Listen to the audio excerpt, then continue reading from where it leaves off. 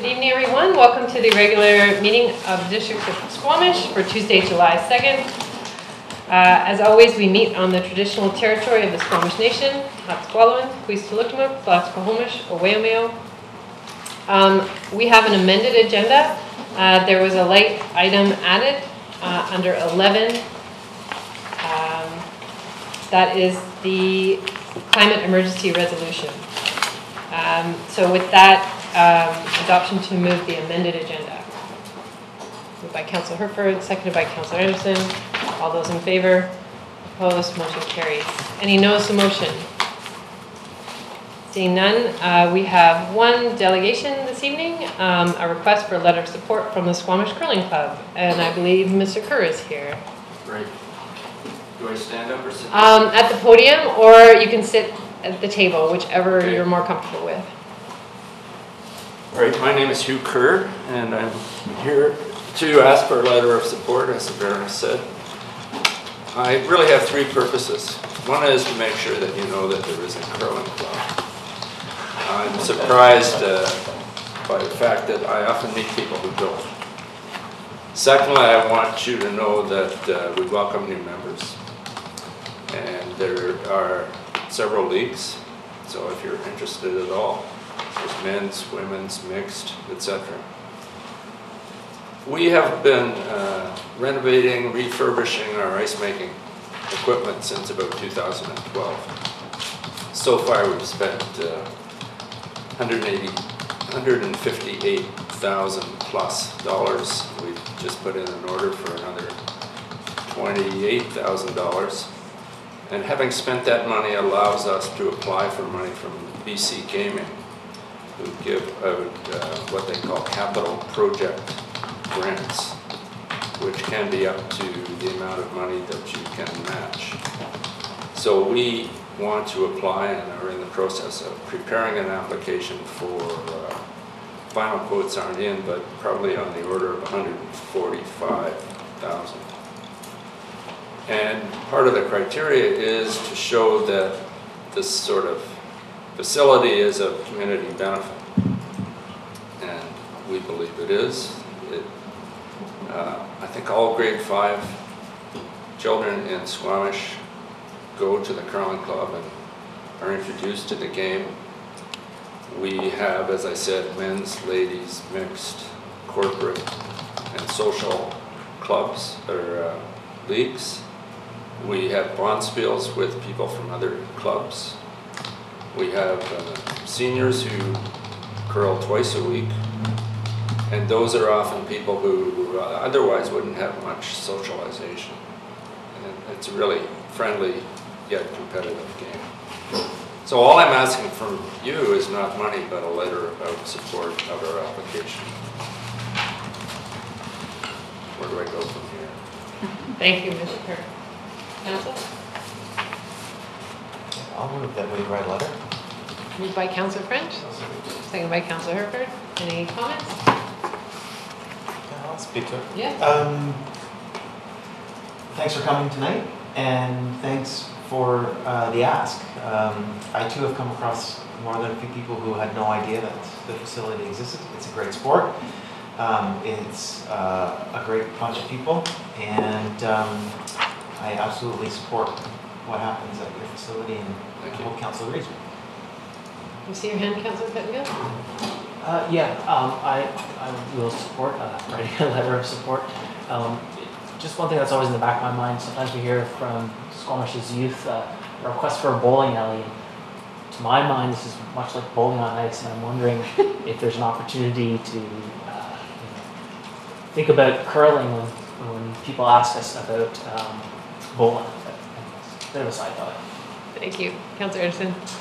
Yes, I just wondered if I could ask Mr. Kerr if the ice plant upgrade project will continue to incorporate green energy components that perhaps the district may be interested to follow ongoing. Well, we are trying to be as green as possible. So part of what we're doing, I won't go into all the parts of an ice making machine, but there is a lot of heat that is essentially wasted at the moment. So we're trying to use that heat by putting it through what are essentially big storage tanks in order to get some of that heat out that is normally wasted and use it for hot water and other uses. So that's part of the plan. And there was a grant from the district, you probably know better than me, Eric, 3 years ago. So we are being tracked in terms of what gains we've made from what we've done. Thank you. Thank you. Did I see your hand, Councilor? Yep. Yeah.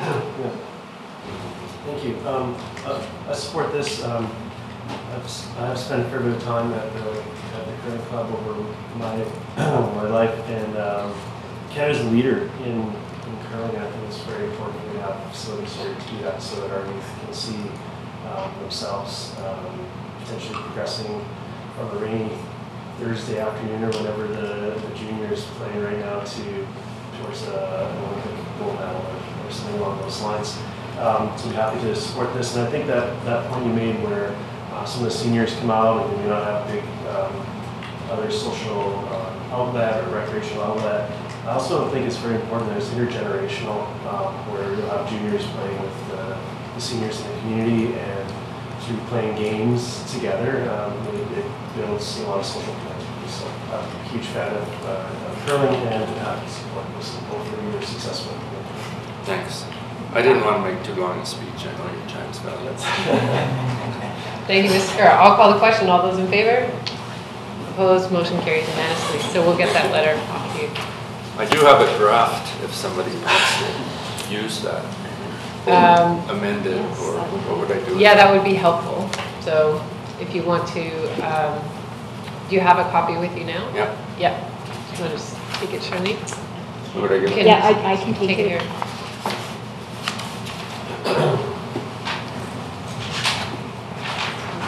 Thank you. Thanks so much for coming. Any consideration of unscheduled public attendance? So this would be anyone who needs to speak tonight because they feel they can't wait for the next regular business meeting in 2 weeks. Seeing none, we'll move on to item 8, first 3 readings of the District of Squamish. Well, there's many loan authorizations tonight, so I think we have to vote on them one by one, but I think they're all being presented together. Is that correct? All right, so I will hand it over to you to do that. Great, thanks.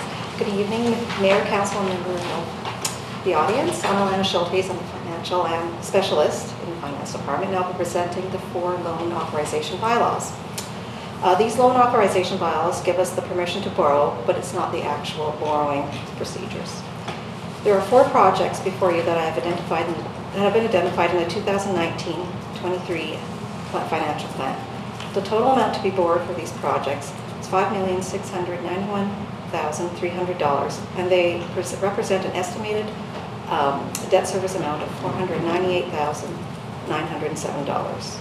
The first project is a technology transformation project, Bylaw 2687, which requires about $1.6 million. Currently, there is a bylaw, Bylaw 2600, that has a residual balance of $255,300. So we are going to be borrowing $1,366,300 plus fiscal servicing costs. The second project is the multifunctional heavy-duty truck, Bylaw 2690, which requires $325,000. The third project is a landfill vertical expansion, which is phase 3, Bylaw number 2691, which requires $2 million. And the fourth project is a flood protection upgrade, Bylaw number 2693, for the Upper Judd Slough, which requires $2 million in borrowing as well. For these 4 bylaws, the amortization is about 15 years. If we were to take them to borrowing today at an interest of 2.78 and a sinking fund rate of 3%, the estimated annual debt servicing cost for the technical transformation project would be $112,570. The multi-functional heavy-duty truck would be $26,777. The landfill expansion would be $164,780, and the flood protection upgrade would be $164,780. The annual debt servicing costs would be funded by taxation and utility user fees.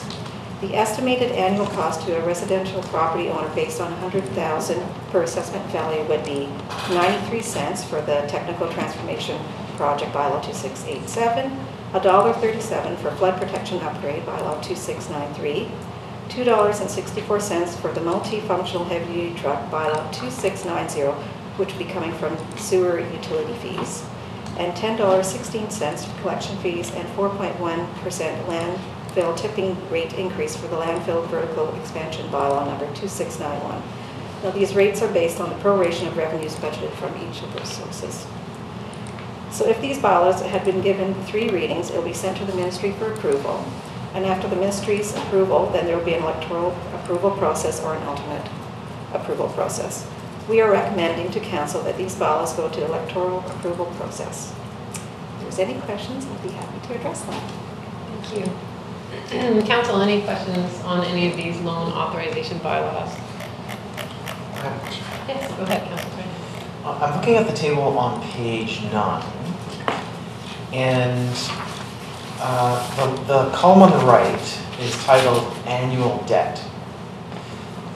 So my question is, does annual debt represent the total amount involved in the purchase, principal and interest? Is that annual debt just another way of saying total price? It's the servicing cost, so it'd be like your principal plus your interest, so that'll be your annual payment for if we went for full borrowing on that particular project. For example, for TTP, you're paying a principal amount of $24,000 plus your interest of $38,000, which would give you the total amount per year of $112,000. I think the label got cut off. Service was probably supposed to be showing in the table. That help? Yeah. Councilor Pango? I just want to be clear. I think you mentioned, like in the report, it says you're recommending an alternative approval process, I think. But you mentioned electoral, which is a referendum, so I just want to be clear about what process. You're looking for an alternate. We're actually looking for an alternate. It was just a misspeak. Thank you. Okay. Can you just clarify what that means? Sure. We have 2 forms of approval process. We can either go to a full referendum, which we rarely recommend for regular type borrowings, or we can go to an alternative approval process, which is a counter petition approach. And essentially we go out, and if 10% of the population or our residents don't come back and suggest that they don't want to do it, then we proceed. Counter petition idea. If I understand, we've essentially signed off on these expenses and these amounts through our budgeting and all these other things, and this is, technically we could not pass these bylaws, but theoretically we've already gone down the road and said this is what we're doing. Is that? Yes. Anyone else? Okay, so we've talked about them as a whole, but we need to pass them one by one. So I'll need councillors to move each one of these authorization bylaws. So someone to move the TTP Capital Works Loan Authorization Bylaw number 2687 2019. Moved by Councillor Anderson, seconded by Councillor Pettengill. All those in favor? Opposed? Motion carries. Someone to move the Heavy Duty Truck Capital Fleet Loan Authorization Bylaw number 2690 2019. Moved by Councillor Hooker, seconded by Councillor French. All those in favor? Opposed? Motion carries. The landfill vertical expansion bylaw number 2691 2019, moved by Councillor Stoner, seconded by Councillor Pettengill. All those in favor? Opposed? Motion carries. And finally, the flood protection loan authorization bylaw number 2693 2019, moved by Councillor Herbert, seconded by Councillor Anderson. All those in favor? Opposed? Motion carries. Thank you for your presentation. Next up, we have adoption of the District of Squamish Business Park Update Bylaw number 2633 2019. These are temporary measures for the business park while we rewrite the entire zoning law, which is not a task I would want to do, but glad we have planning staff that like that kind of work. Council. I'll move that. Moved by Councillor Stoner, seconded by Councillor French. Any discussion? Councillor Payne. Yeah, I just, sort of want to reiterate a couple of things. One, that I do see this as a temporary, putting the brakes on temporarily. I am not certain when I look at our target sectors of where we are going that, some of the businesses that are there, I think maybe that is the way we will continue. But I think if we continue with some of the more commercial uses, I think we have to rethink what the parking, what the road structure is like, and make it more walkable and so on. And if we decide, no, it does need to be more the industrial side of things, then we do need to rethink. So I think there are, no matter which direction this goes, I think there are a few things we need to think about, which is why I'm comfortable putting the brakes on. And I just want to highlight too that I've heard from different groups about, this is thriving or that's thriving, and you're sort of putting a stop to it. But the reality is everyone wants to be in that business park. And I think, at least from my perspective, I want to make sure that seeing into the long term, there's a good mix for everyone. And so that's why, I have some hesitation about how much industrial we need in that zone going forward. But I think we do really need to stop for a bit and do a more holistic review. So that's why I'm going to be supporting this. Thank you. Anybody else? Councillor Anderson. Yes, I'll be supporting this, and once again, I think that, as I mentioned during our last session on this this matter, I think we need to be careful to do a good communications job on the broad range of initiatives we are undertaking regarding employment land. And we also should perhaps highlight for the public that while we've heard concerns about restrictions on the growth of current businesses and questions regarding lack of alternative locations for craft brewing, for example, we have been accumulating observations and testimonials regarding the shortage of industrial lands for the last 10 years or longer. The employment land strategy, economic strategy, OCP review. During the OCP review, in fact, we had several business park tenants and landowners requesting to be included in the new intensive industrial OCP zone. So I think we should make an effort collectively and ongoing to assure the public and stakeholders in the business park that we're looking at a broad variety of initiatives in employment lands. I also think that we should encourage stakeholders to be sure to take full part in the upcoming zoning bylaw review. We need industry input, different sectors, on design and layout issues, other miscellaneous issues as to the future of the business park. We really do need that input, and we've learned a lot recently, and we can learn some more. Thank you. Thank you, Councillor Anderson. Councillor Brady. Thank you.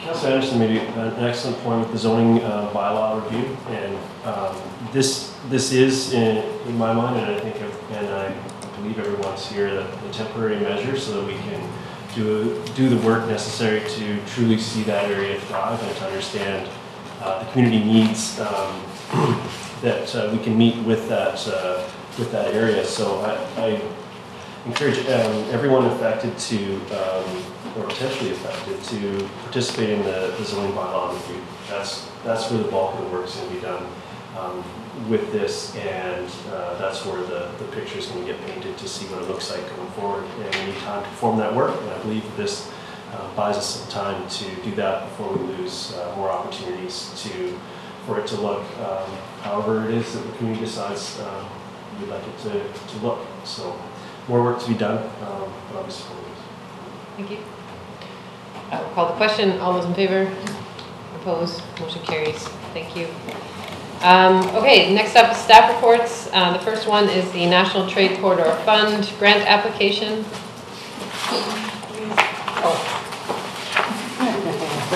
Oh, I switched the order on you. Keep them on there, so. We just like to keep everyone alert, even in the evenings. Thank you, Madam Councillor. And we have a guest with us this evening. Hi. Thanks for those that I've not met. I'm Kim Stiegemann. I'm the Vice President of Finance and Administration for Western Stevedoring, former President of Squamish Terminals. And the person that's done the vast majority of work on this application between that and David College, who is Kim's consultant. So our involvement's been relatively small, but it's a big project. I don't have my glasses.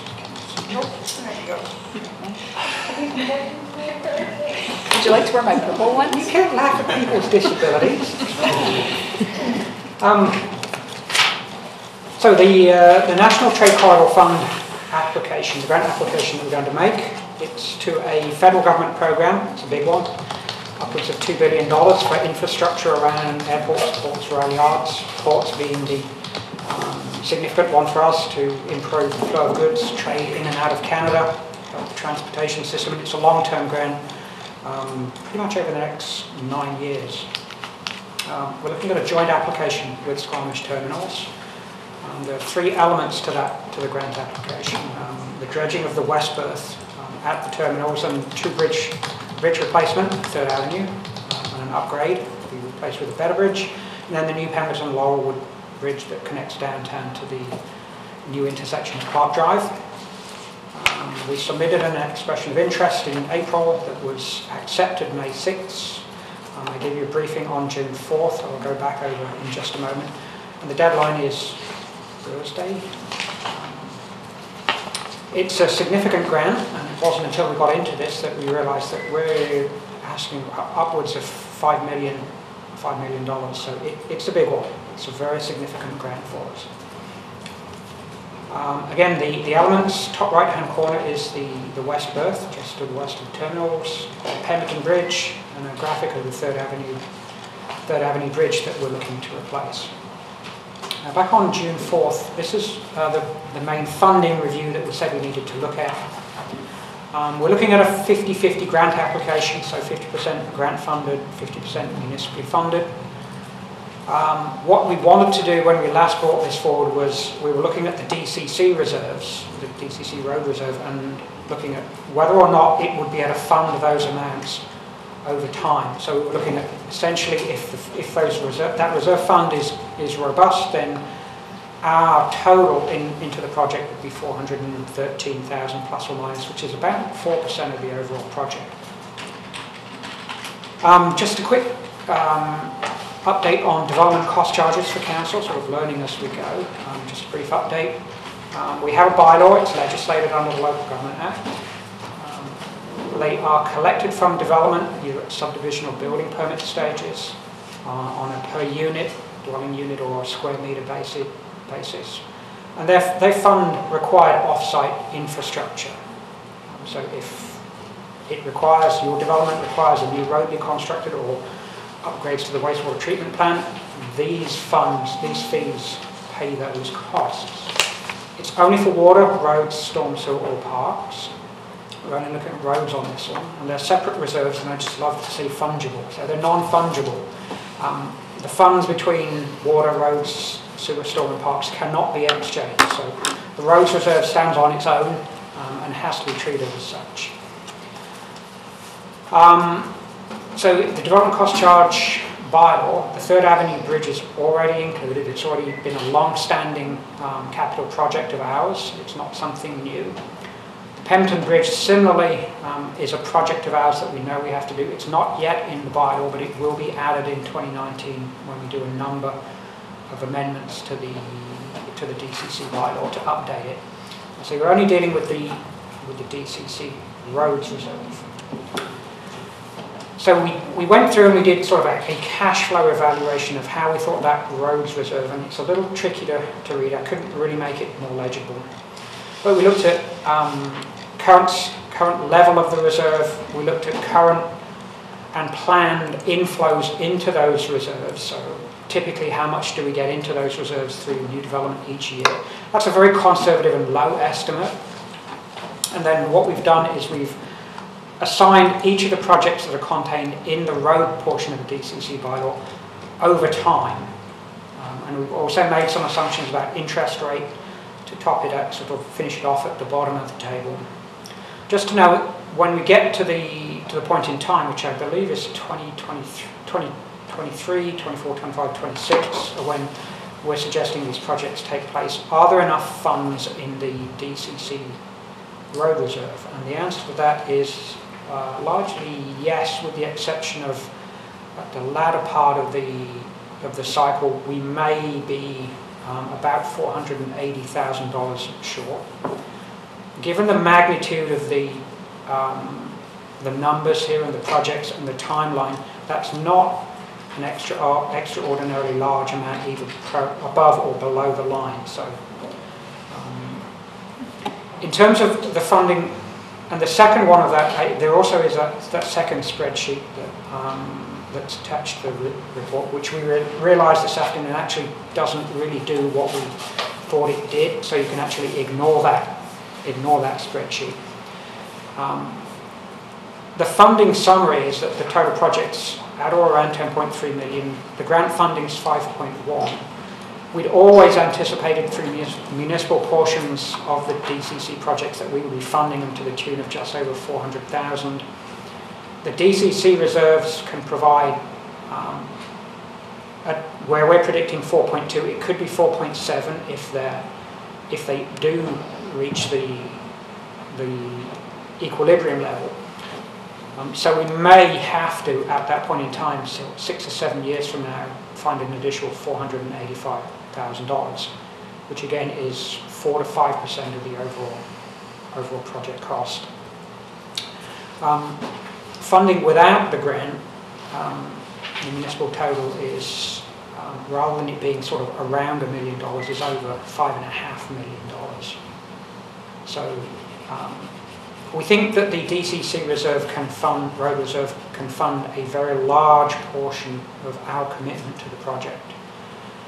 Absent the grant, we're going to have to find a lot more money. So that's just the funding commitment that's required in the grant document, which I say is a fairly sizable piece of work that Ms. Stiegemann and her consultant have been putting together over the last couple of weeks.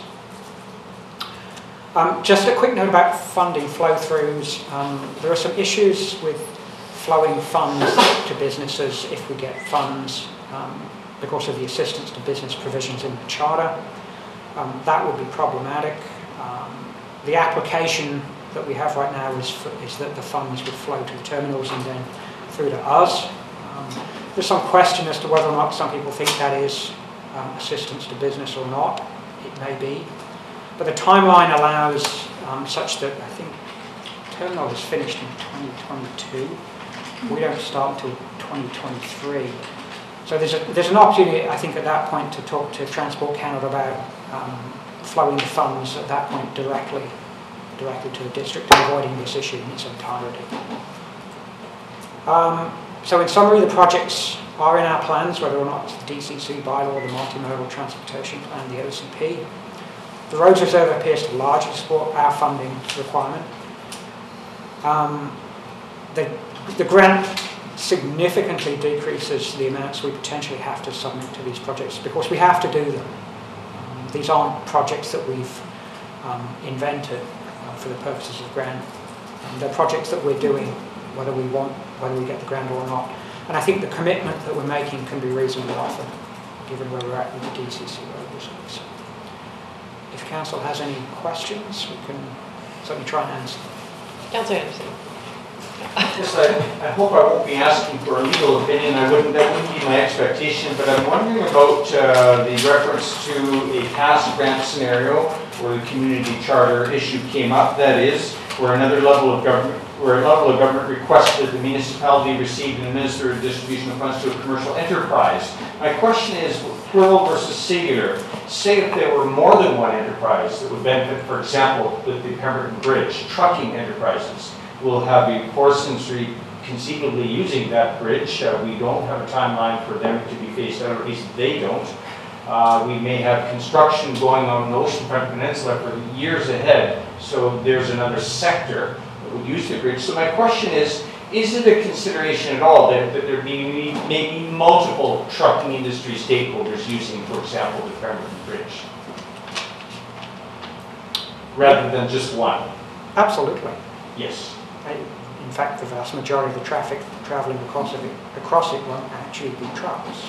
Is this of relevance then in considering the community charter applications? And that may be my legal. No. No. Through the mayor, realistically came down to the flow of the funds, not who it was benefiting in the end. We expect that the bridge would benefit multiple parties, commercial and non-commercial. So that's not the trick point for us. It's the actual who's receiving the funds that becomes problematic from us. Very good. It's if the municipality is providing funds out to a commercial entity, that seems to be the trip point for the ministry.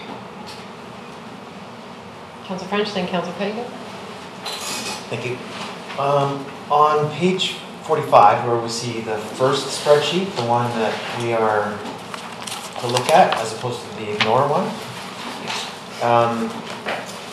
I'm noting that there's one heading that says 2016, and for this particular project, $48,000 and some change is the figure. Has that already been spent, or is that money to be spent in the future? That's already spent.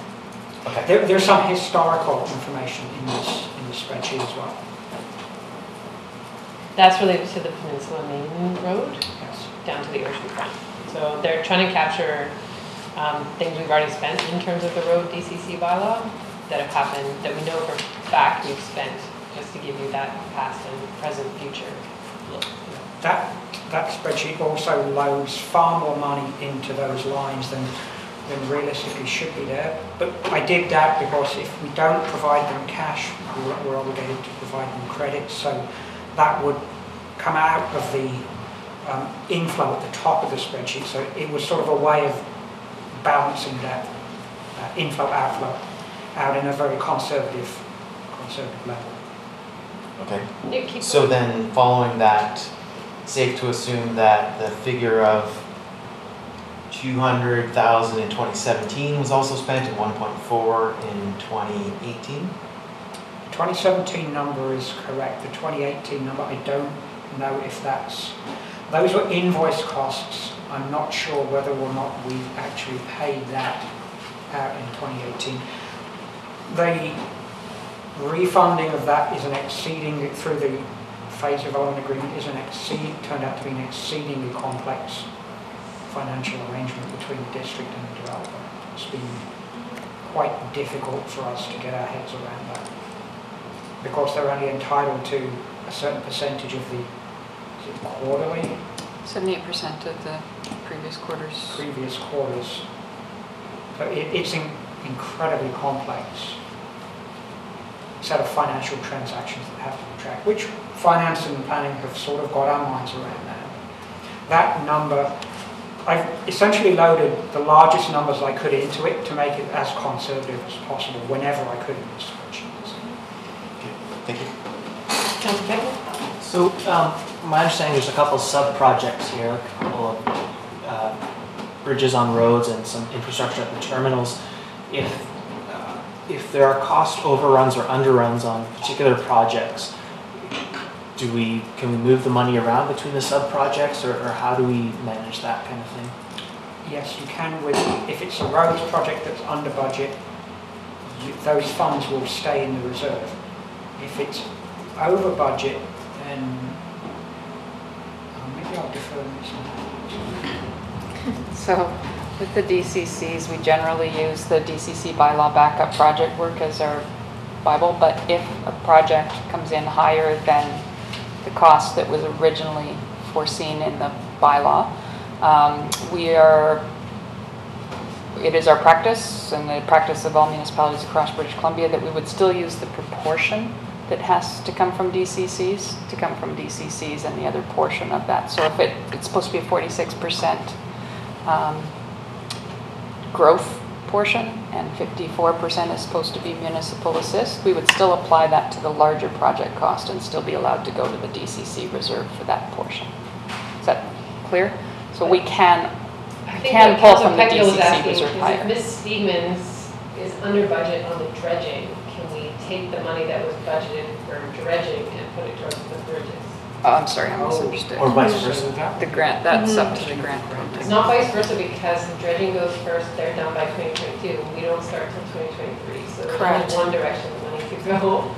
Yeah, and right, and by now, because the project for the capital dredge project is imminent, the costs are much more accurate, right? They're within 10% in terms of our estimates. Once funding is approved, I'm very positive about this. Yeah. When funding is approved, we go into a negotiation with the federal government on a funding agreement. So then we decide how we parcel the dollars, and should there be cost underruns or overruns, then we will address them at that time. But at the same time, we are obligated within the funding proposal to state we will commit to the eligible and eligible costs and any cost overruns. So we are, putting our stamp on there to make sure that we cover everything. So it's in terms of how we divvy those dollars out, that's still to be determined. But there is a process. And then I think Ms. Matthews actually mostly answered my next question, which was going to be about how the DCCs. So it sounds like if a project is right now eligible for 46% coverage from a DCC fund, we will still take 46%. We will cover the other 54% from a grant. And even in the best case, there's going to be a bit of a shortfall, it sounds like. Based on the numbers I've seen from Mr. Buxton, there is a little bit of municipal portion that we would still have to come to the table with that exceeds the grant. Any other questions? Comments? Motion? I will move the staff recommendation. Councillor Stoner moves the staff recommendation, seconded by Councillor Anderson. Do you want to comment, Councillor Stoner? Yeah, I'll speak to it. We have a lot of things on our plate with at the municipality in terms of real estate, facilities, infrastructure management, and we need partners at the table. And so I want to thank the terminals for bringing this opportunity forward. We wouldn't have been able to apply for the grant without the terminals at the table based on the funding requirements. Just a thanks for bringing it forward, and thanks to staff for getting the work done in a fairly short period of time. Thank you. Councillor French? Thank you. I'm thankful as well. This is a great example of where government and corporations can work together to get things done, and a great example of how projects like this can be achieved. So thanks to the Squamish Terminals for stepping up. Councillor Furr, then Councillor Anderson. Thank you. I'll be happy to support this. I think I was going to really echo what my fellow councillors have said thus far. It's an excellent example of working together to get pieces of infrastructure done that have sort of been on the radar for a while, but we haven't been able to figure out how to get done. So here we are, and I feel like we're on the cusp of moving forward on a few fronts. So thank you very much. Happy to support. Councillor Anderson. I think we should look forward to working together with Squamish Terminals and other stakeholders over the years ahead in advocacy for greater senior government supported dredging projects. We're here today looking at this scenario because our project was not deemed or didn't meet the criteria of the federal government today, but we have all sorts of dredging needs in our harbor, and other port communities do as well. This is going to be an ongoing issue in our dialogue with the federal government in particular. Thank you, Mr. Ewan, for carrying the ball on this one and bringing us this opportunity. May I say something before, or wait till after? I just want to thank the District of Squamish as well. I think this is entitled the Squamish Trade Corridor Project. It's to benefit multiple parties, but we just have this opportunity at this time and now to try and secure funding for what I think are very important projects for our community. We have over 25 letters of support from industry, customers, government, and community, and we should be very proud of that. And I want to thank Gary and Dave Merrill for supporting the proposal as well. Thank you. It's great to hear that there is so much support for this project. It makes a lot of sense, and economically and financially for all of us. So I look forward to a positive response from the federal government. That would be great. We'll call the question. All those in favor? Opposed? Carries unanimously. Thank you. Thanks for coming today. Thanks. Okay, now it's the 2019 Active Transportation Project Tender Award.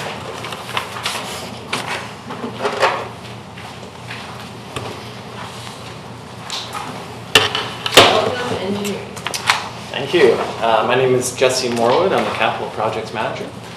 Tonight I'm presenting on the 2019 Active Transportation Projects Tender Award.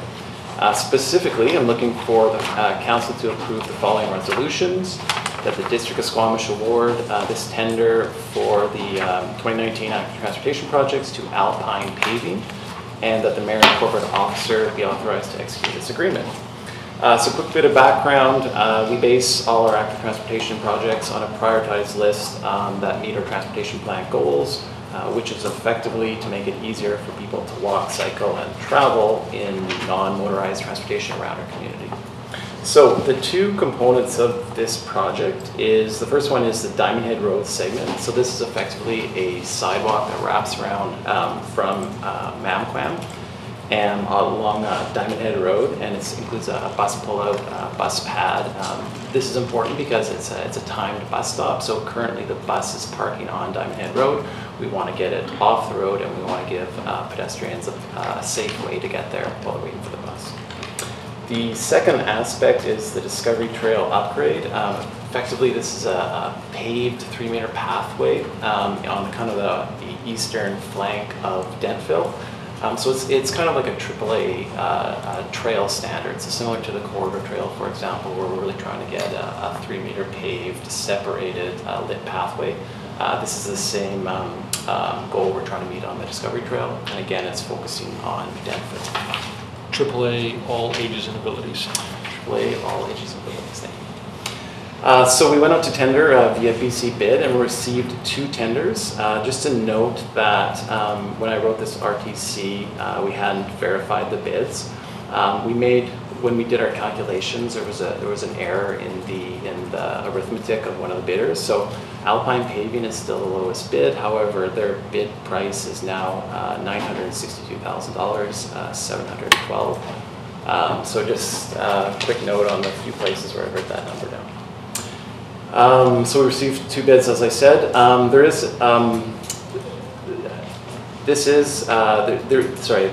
This is 2 components of our active transportation project. So we've got a separate tender out right now for the Clark Drive segment. So I'll be returning to council in a few weeks to present that tender award as well. So we be drawing from a bunch of different budgets to pay for this work, including transit stop infrastructure for the Diamond Head portion, DCC funding. We received a Bike BC grant this year, as well as our annual active transportation funding. Just a reminder to council that this is a MMC contract, a Master of Municipal Construction Documents contract, and it's a unit price contract. So the final price can vary. I'd also like to note out that in this contract we had optional items for the contractor to bid, and we do that sometimes because we don't always know what prices we're going to get, and sometimes we were able to get more done. In this case, some of those optional items are quite expensive, so this total number that I said, about $962,000, will be reduced after we remove some of those optional items. Our order of work following council approval would be we start on Diamond Head as soon as possible and get the bus pull out. This work will be followed with a separate paving of Diamond Head Road, independent of this tender, and then we move to the Discovery Trail portion of the work. That's all, thank you. Thank you. Any questions, Councillor Bengill? Can you just give us some sense of what the optional items, like what kind of things those are? Yeah, sure. Through the mayor, there was an extra segment to the north of this through the forested section between Dentville and, say, the brick Highway 99 there. So we had that as an optional item. There was also the lighting component was largely optional. So the street lights, the street poles. So what we're going to do is we're going to wire in all the street light bases and the conduit, but we're not going to actually install the street lights because we just don't have that money. So again, it's also an easy thing to add later, which is why it's a breakout optional item. Can you just like what would be the rough incremental cost of doing the lighting full on? Just so we have some understanding. Through the mayor, my recollection is somewhere for all the electrical component was around 190,000, 80,000. Other questions? Maybe a question for planning is that with the approval of On the Farm, which is now another name, but did we not capture the improvements on the Mancrum Road, or just the the improvements along the Mancrum Road side? Like, did they have any obligation to do the sidewalk or the bus pull out on Davenant Road? Through the mayor. Yeah, there was obligations as part of that. However, last year we decided that we were going to do this work. I think we got some cash in lieu, and we're effectively doing those improvements with that cash in lieu. Okay, so we did get that cash. We did or are getting that cash. Yeah. Okay, it's kind of sitting in the back of my mind that there was something that we weren't putting the whole bill for this. So I didn't. That's right. Okay. I will call the question. Well, maybe someone should move the motion. Thank you, Councillor Herford, seconded by Councillor French. Call the question. All those in favor? Opposed? Motion carries. Thank you. Next up is the consent agenda. So, Council, if you wish to pull meeting minutes or correspondence, now is the time to do it. We would then act on correspondence and item 12, and minutes we would do right after we approve the consent agenda. Is that right? No, under the minutes area, 13. 13. Okay, so 12 and 13. Anyone on minutes or letters? I'm not even going to look at Councillor Penko. We're good on the minutes? Okay, letters. Councillor Penko. You shouldn't have looked at me. I'm going to pull all of them except for 3. Okay, give me the ones you're not pulling. 3. Oh, not. Oh, I thought you said all of them except for 3, but you meant except for just number 3. Yeah. Yeah, so 1, 2, 4, 5, and 6. Okay. Anybody else? And I'm asking, was anyone going to pull any of these letters? Because I'll let you speak to them as well if you were going to pull a letter. Yep. I was interested in number 2.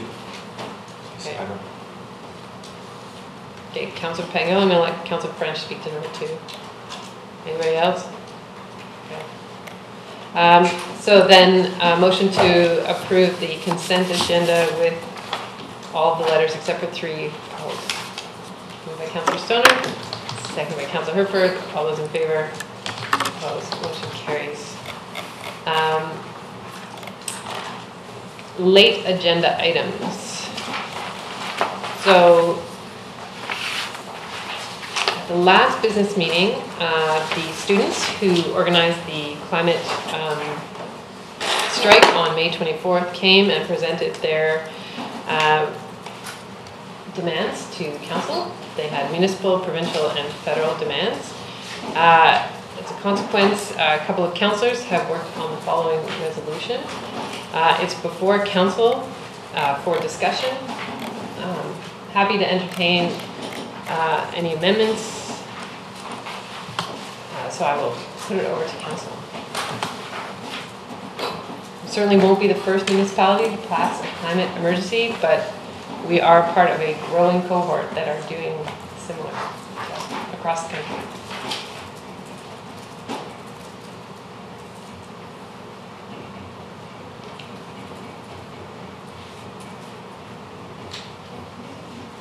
I see Councillor Anderson reviewing, so I'm just going to give us a moment. I'm not just sitting here in silence. Continue. If you think you might have an amendment, I'm fine to wait.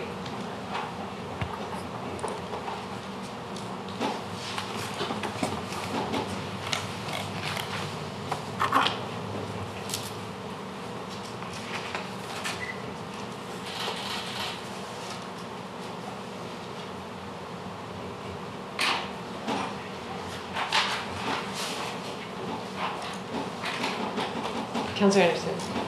Yes, the subject matter here touches on a proposal discussed during our budget of allocating funds not only to a climate action coordinator, if you like, the title I haven't got off the top of my head here, but also a plan, a work plan to be undertaken with that coordinator in place or otherwise. And so the question arises whether we are not kind of getting ahead of ourselves, so to speak, while we don't have that action plan or work plan for a future staff person in place. So for that reason, I would be more comfortable with a less detailed resolution on certain points. I note that the New Westminster resolution is a little bit more concise and general, and for us this would leave room for considering a future work plan for a new position, for example. I would also draw attention to the matter of the proposed that the Climate Act Emergency Declaration shall be clearly at the heart of all future staff reports and operations. And wondered what the intention or import of that may be. We do include statements regarding our reconciliation, our truth and reconciliation commitments in a great deal of district communications. What would be, if I could ask the drafters of the resolution, your intention as regards how this declaration would be treated in district communications and, for example, council agenda packages? I'll just leave it at those 2 points for now, that the issue of that we will have a work plan eventually, presumably, that we've discussed during the budget, and that matter of what is the intention with the handling of this declaration. So Councillors Pettengill and Stoner took the task of drafting this on behalf of council. So do you want to, maybe Councillor Stoner, respond on council or on behalf of you and Councillor Pettengill with regards to those questions? Yeah, and thanks so much for the questions. I think it's important for those clarifications. With respect to the first question, Councillor Anderson, the more detailed that is in here with regards to the work plan are things that are already requested as part of our strategic plan. So we have particularly highlighted the need for a greenhouse gas emissions reduction and implementation plan in council's strategic plan. So it is highlighted in here in more detail as a way to kind of make the motion more familiar to the actions that are already happening in Squamish, and kind of shed some light on the importance of actioning those sooner rather than later. The follow-on from those, from the step of producing that reduction and implementation plan, and the following steps that are proposed are really just in terms of outreach and engagement, ensuring that our community understands the results of that plan and how they can help in actually participating in reducing our overall community emissions. So to me, I think both Councillor Pettengill and I laid those out in a way that is just a little bit more specific to what is already in the strategic plan. And I will let Councillor Pettengill speak to the other component. Sure. Thank you. So the statement of that shall be clearly at the heart of all future staff reports and operations, that piece, can you address that question? Yeah, I think this is trying to get at the idea that things in our strategic plan should be the why of everything we do, and trying to avoid or making sure that this isn't just, you know, we say climate emergency because everyone's saying climate emergency, that we are really thinking about in all of our actions and decisions, how are we dealing with this emergency? And you know, I'm glad you raised reconciliation. I don't see this as competing with that. We need to be, and it's in this motion we speak to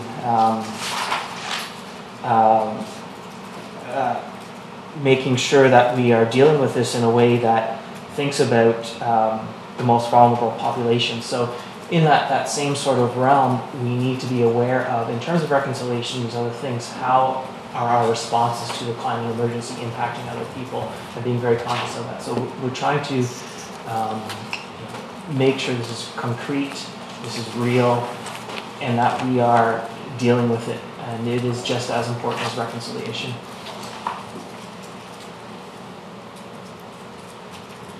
Thank you. I do have 3 follow-up quick questions. First of all, in the first bullet of that council directs staff to report back with the following. You have a number of bullets. The first one concerns reduction targets. It would seem to me that we first of all need baseline data. And we don't have any updated baseline data since 2007. In fact, the data goes back to 2005. So I just wanted to mention that presumably targets will imply that we have baseline data and we're keeping that into consideration. So Councillor Anderson, I believe that our strategic plan asks for that data first. Yes, it does. So that is assumed that we would not set the targets without the baseline data, which is why we directed that work in the strategic plan. Thank you. Next point is that, and here's where my concern regarding detail comes up. There's a reference in the second to last bullet to better building efficiency.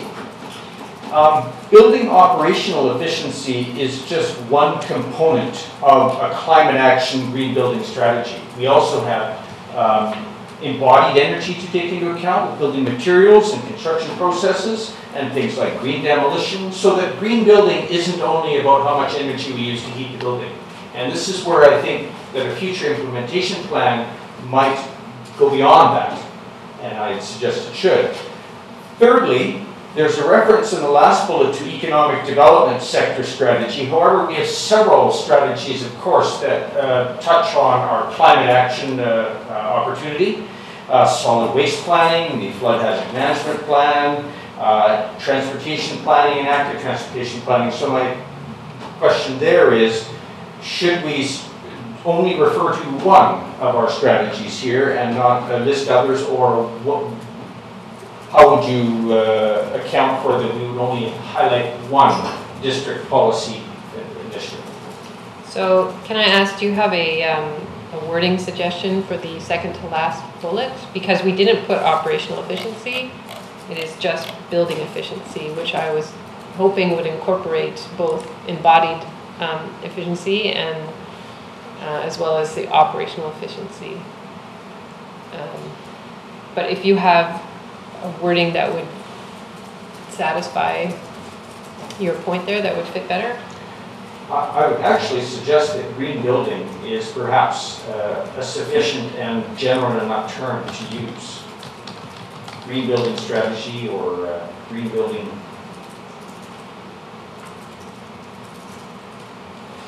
No, that's on that one. So could we say incentivize green building practices and better building efficiency? That certainly is broad enough.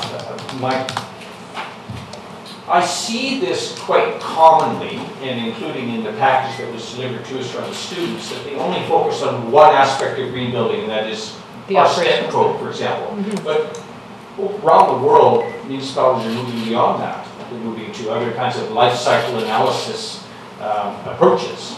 So just wanted to, my main point there is, if we have too much detail, we may guide the restricted discussion in future and be hung up on just one component or another. Okay, and then perhaps Councillor Stoner or Pettengill can speak to why we called out the economic development sector specifically. Yeah, I'm happy to speak to that. I felt like it was important to call it out specifically because to try and give folks some understanding of vision of what can happen in the future of this climate crisis. And it's not just that this is a climate emergency and there's nothing that can be done, it's that there's also economic opportunity in that. And I think that that has been highlighted through our economic development sector strategy. It is an approach that we are already taking as council, but I want to specifically call it out so that folks understood that this is not just a responsive measure, but it's also something that will allow our community to grow. Thank you. I do have a typo or a grammatical error to point out, and that is at the top of the page in our agenda here, that the District of Squamish shall seek to support a transition off of fossil fuels that should be substituted or instead of off of, from fossil fuels.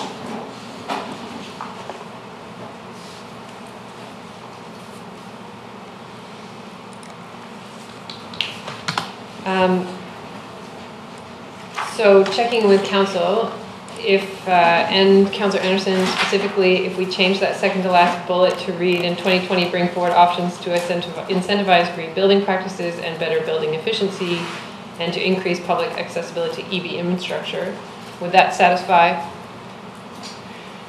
Yes, it would, Mayor Elliott. I'm still a little bit unclear as to my first question, how the declaration will be utilized or cited in district communications, but perhaps we'll see how that unfolds and we'll be able to advise that as it comes along.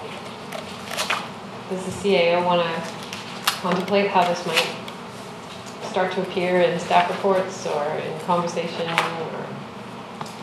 Yeah, we're absolutely contemplating that. I don't have a clear answer at this time, but definitely we'll be coming up with ways that we can communicate to the organization as well as report on it through council. It's just, we need to work on that. Thank you. Thank you for your questions, Councillor Anderson. Are there any other questions from council on the motion before you? I've got two amendments, which is change the off of to from and add those words in the second to last bullet.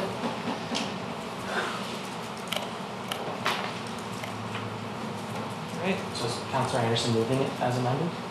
Well, it hasn't been moved yet, so anyone can move it. I'll move it as amended. Moved by Councillor Herford as amended. Did you get those amended? I did, yes. I'll second it. Seconded by Councillor Stoner. Would someone like to speak to it? Councillor Stoner? Yeah, I'm really excited to see our council bring this emergency resolution forward. I'd like to thank Councillor Pettengill for helping me work on this. We both drafted it together. And for all my colleagues around the table for supporting it, hopefully, as it goes to a vote. I think the students that have come forward, both here in council chambers and that have stood up protesting in our community and around the world, has spoken loudly that we only have 11 years left to make significant changes on the climate change front, and that requires all of us to act, whether we come from a small community or it was the federal government who passed the climate emergency resolution last week. So I'm excited to see this come forward to our council. I think it's an important step, and it's not just symbolic. I'm really hoping that there's enough detail in here that it shows both to council, staff, and our community that we're really serious about taking action on climate change. And so that's why I'm excited that this is coming forward. Thank you. Any other? Councillor Pettengill? I would just like to add that I am also very excited, also a little bit scared, and I want to acknowledge, I think this is bold and a little bit intimidating, and I think it's that for all of us. My nieces and nephews, and you know, it's a big responsibility, and not entirely sure how we're going to do it all, but I feel that sort of articulating very clearly what we have to do, what we're facing anyways, is an important first step. And you know, I sort of acknowledge that some of the apprehension I'm sure our staff feel when they hear us making these kinds of resolutions, but if there's ever a group of people that I think can really move the needle on this, it is, you know, the people in this district corporation. And so I am you know, a little bit intimidated, but eager to get moving on this. Thank you. Anyone else? Councillor Herford. Thank you. Earlier it was mentioned that we might be getting a little ahead of ourselves, but I'd argue that we're a bit late, but we're not too late. We can move the needle here. We all need to do what we can, and now this is a step for us. And I know that as a council, we've seen it in our strategic plan, and we've seen it already appear in some of our policies and our decisions. And this is really calling it out and making sure that can continue to inform our decisions going forward. So it's going to take a lot of effort, and if everyone, and that's everyone, all orders of government, move, we can affect change, and we're going to be committed to doing what we can and what I can in this group. So have this. good work. Thank you to Councillor Stoner and Pennyville for putting this together. So. Anyone else? Ms. French? Thank you. We all have a duty to do what we can, as Councillor Herford has so eloquently pointed out, to counter climate change. And I think that this motion is one small thing that this body can do in countering climate change. And I was in Kamloops this past weekend and came across the Kamloops City Council channel on television, and they discussed and debated a very similar issue. So I was happy to see that that discussion was taking place as we were coming into this conversation, and I'm happy that Squamish is one of the communities that is taking steps like this to lead on climate change. I'll be supporting it. Thank you. Good. I'm happy to support this. Thank you, Councillor Stoner and Pettingill, for drafting it. I think that you have found a balance between being specific enough that this has energy and momentum and guides action, and at the same time, like Councillor Anderson, I want to make sure that it leaves open the possibilities, because we don't have all the answers right now, and we don't know you know, those baseline targets. Once we have those, we can start to develop more concrete plans. In listening to Councillor Pettingill talk about being a little bit scared to adopt this motion, it really holds our feet to the fire as leaders in this community. And I've already said to the youth that have protested that you have to keep our feet to the fire. It's easy to get distracted. There's endless issues that we're dealing with that are important: housing, a diverse economy, but this is critical, and we do need to take action. I'm reminded of Greta Thunberg's words, which is that we need to have cathedral thinking. So thinking big and start to lay the foundation and the walls without knowing what the completed building looks like. And I think this is the start of that. We don't know what this looks like until we get our baseline targets and start to engage our community in how we reach these way more aggressive targets that the IPCC report has provided.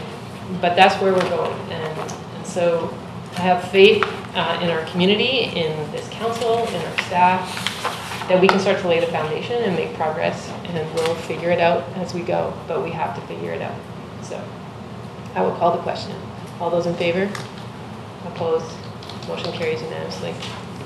Thank you. And thank you to the young people in our community that brought this forward. It is much appreciated. So we're now on correspondence, and we'll do the letters that are already here, and then we'll go to the pulled letters. So the first one is lack of signage at North Yards, and the correspondence from Kay Hawley, dated June 18th. Be referred to the General Manager of Community Planning and Infrastructure. I believe this has actually already been dealt with a stop sign. So that's an easy to do for you, Mr. Buxton. Who would like to move that? Moved by Councillor French, seconded by Councillor Stoner. All those in favor? Wait, what? Oh, I'd like to speak to it. Sorry. Councillor French. Yeah, I want to point out that this is a great example of how a citizen can raise a concern and get something done. So congratulations to Carla Hawley, who brought this to us. I'm blown away by how quickly this was dealt with. She got the information to all the people who needed it. There was some very quick discussion, and common sense prevailed. Within a day or two or three, the stop sign was installed. I wish all of our constituency concerns could be handled this way. So, obviously, I support the recommendation. Send it to staff. Thank you. I'll call the question. All those in favor? Opposed? Motion carries. And then Jay Farstad, crossing Highway 99 safely. That the correspondence from June 20th be referred to the Director of Engineering. Moved by Councillor Stoner, seconded by Councillor Anderson. Anybody want to speak to this one?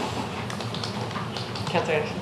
Yes, I have a question. Perhaps it may be best answered by the engineering department, unless Gary Buxton may be able to offer clarification, and that is, the letter raises proposes that an overpass, highway overpass, be considered. My question is whether that scenario would be part of the downtown entrance study, whether the downtown entrance study that's upcoming would consider something like, or extending its scope to a highway pedestrian crossing.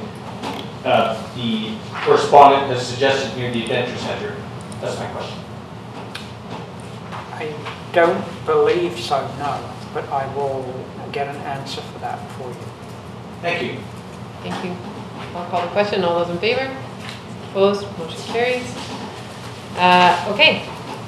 Councillor Pettingill. Letter 1. So letter 1 is from My Seabed Sky, Mrs. Saxby, regarding the Land Sea work camp. And I just wanted to provide an update because there was some movement on this at the SLRG meeting last week. So what the SLRG had asked the BC Assessment Office, Environmental Assessment Office, to weigh in on whether or not wood fiber and Fortis were compliant with their EA applications, because they had claimed there'd be no work camps and that sort of thing. And here we have a work camp associated with it. The EAO wrote back and said, well, it's actually not our job to determine if these people are compliant. We'll ask them if they're compliant. And so the EAO sent a letter to Wood Fiber and Fortis, and Wood Fiber and Fortis wrote back to the EAO and said, well, we are compliant because we have nothing to do with this work. We have no contracts or anything, so we're not attached to this. And the EAO forwarded all this correspondence back to the SLRD. Now, the SLRD has a policy for its temporary use permits that Land Sea was applying for that says if there's no attached project, there's no permit. Like to apply for a permit, you have to have an attached project. So we had some discussion around that, and based on that, the SLRD board, and I can't remember the exact text of the resolution, but basically directed staff to let the proponent know that they didn't have a attached project, and therefore they weren't compliant with conditions for a TUP. So it doesn't close the door on Land Sea finding an attached project and amending their application and so on, but right now that's where that piece has been left. Thank you. Councillor French, the BC Hydro letter. Yeah, I was thinking that if in fact we do take up Mr. Muir's offer to meet at UBCM, one of the topics that I think would be appropriate to bring up at that time is the issue of the Brackendale power lines at Brennan Road. The concerns around, I'm not sure if it's active or inactive, but the power lines along that road. So I'm not specifically asking them to do that, but just pointing out that if there is a meeting with BC Hydro, it could be an opportune time to ask about that situation. Okay. So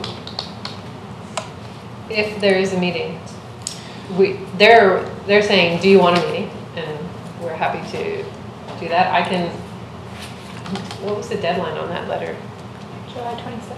July 26th. So prior to the summer break, we'll discuss our UBCM meeting strategy and which ministers we want to meet with. So maybe we can refer this to that discussion. Sure, and That'd be helpful. I believe Councillor Pettingill has more thoughts on this letter, so more ammunition for BC Hydro. So if I move it to our discussion at UBCM, like we're gonna, before the summer break, we will talk about which ministers we want to meet with at UBCM and all that sort of stuff. Yeah, and I would maybe like to use BC Hydro as well, so as long as Yep. that can be part of that discussion. Okay, so I'll move that this letter is referred to our UBCM meeting discussion. Seconded by Councillor French. All those in favor? Opposed? Motion carries. Councillor Pettingill, letter 4. Yeah, so I just wanted to acknowledge that Squamish, we attended in pretty much full force for the Lower Mainland Local Government Association convention. Had I believe 4 resolutions successfully forward and passed by the body, and so those will carry forward to UBCM, and I think is a pretty new council. That's kind of exciting. And just to note that we sort of we had some practice, a practice run on the climate emergency resolution, so that was one of our resolutions, and it passed there, so that I think I'd like to think it helped us pass the one we did tonight. Good, thank you. Letter 5. Yeah, I'd just like to thank Ms. Senecal. She saw that we were thinking about passing a climate emergency resolution, sent us some very helpful thoughts and pointers, which we did read through and used as we wrote our resolution, so that was very helpful. And so these letters that I think are very much appreciated. Okay, and finally, letter 6. I wanted to refer Ms. Pigeon's letter to staff for consideration. Moved by Councilor Pengel, seconded by Councilor Stoner. Any no further comments? I'll just add, there's a lot of competing viewpoints on this. I think Ms. Pigeon raises some important perspectives, and I just want to make sure that those are part of the thought process in all of this. Okay, I'll call the question. All those in favor? Opposed? Motion carries. So motion to do you have to receive some of those now? Yeah, you could do a motion to receive. Motion to receive the remaining correspondence. Moved by Councilor Pengel, seconded by Councilor Stoner. All those in favor? Opposed? Motion carries. Approval of minutes. So we have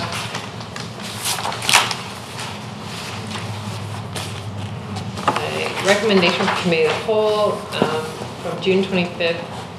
Is this all one motion? Or these all separate? No, looks like they're all separate. Yeah, we did them separately. We did them all separately, okay. Great. To relive the moment. You missed it. I missed And we it. get to do it again.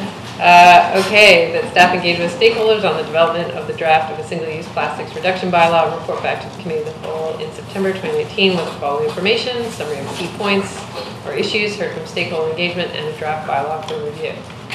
I'll do that. Moved by Councilor Stoner, seconded by Councilor Pengel. All those in favor? Opposed? Motion carries.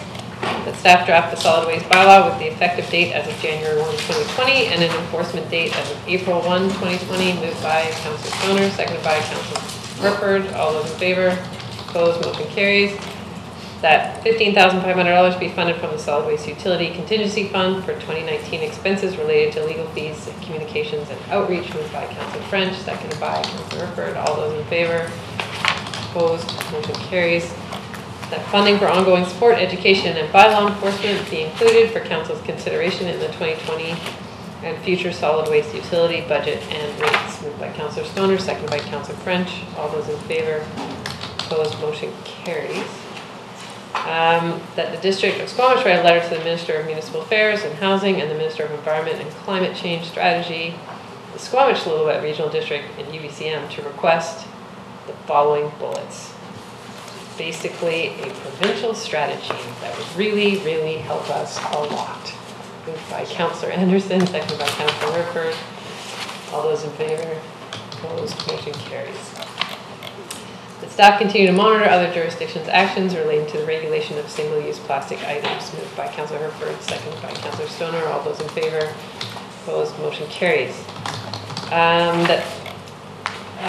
So this was camping regulation bylaw.